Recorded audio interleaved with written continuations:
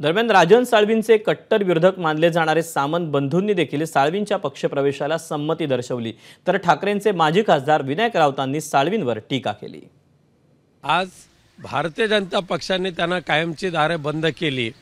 देवेंद्र फडणवीस साहेबांनी त्यांना साधी भेट सुद्धा दिली नाही आणि ज्या सामंत कुटुंबियांच्या विरोधात तथाकथित आरोळी ठोकण्याचं काम करत होते, त्याच सामंत कुटुंबियांचं ते पालकत्व राजन साळवींना स्वीकारावं लागणार रत्नागिरीमध्ये, हे त्यांच्यावर नियतीने उगवलेला तो सूड आहे। 100% शिवसेना आणि ग्रामपंचायत असेल, ते नगरपालिका असतील, नगरपंचायती असतील, जिल्हा परिषद असेल, पंचायत समिती असेल, या ठिकाणी स्थानिक स्वराज्यामध्ये 100% शिवसेनेच्या उमेदवार निवडून येण्याकरता आम्ही आमची संघटना वाढवत आहे।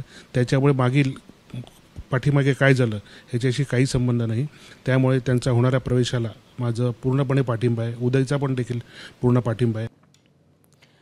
यावर ठाकरेंच्या शिवसेनेचे ज्येष्ठ आमदार भास्कर जाधव यांनी देखील प्रतिक्रिया दिली। यावेळी त्यांनी पक्षातील नेत्यांनाच कानपिचक्या दिल्याचं पाहायला मिळतं। नेमकं ते काय म्हणाले तेही पाहूया। जातील त्यांना जाऊ द्या म्हणण्यापेक्षा त्यांना आता आपल्याला ही सांगण्याची वेळ आलेली आहे, अरे कुठे चाललात, तुमचे तर परतीचे दोर कापलेलेच आहेत। ज्या पद्धतीने विजापूरच्या किल्ल्यामध्ये एक मोठा खंदक खणलेला होता, इकडून जर घोडा तिकडून उडवायचा असेल किंवा पलीकडे जर पोचवायचा असेल तर ते खंदकातच विरोधकांचं सैन्य पडून मरत होतं। तशा पद्धतीने कुठेही गेलात तरी आता खंदकच आहेत।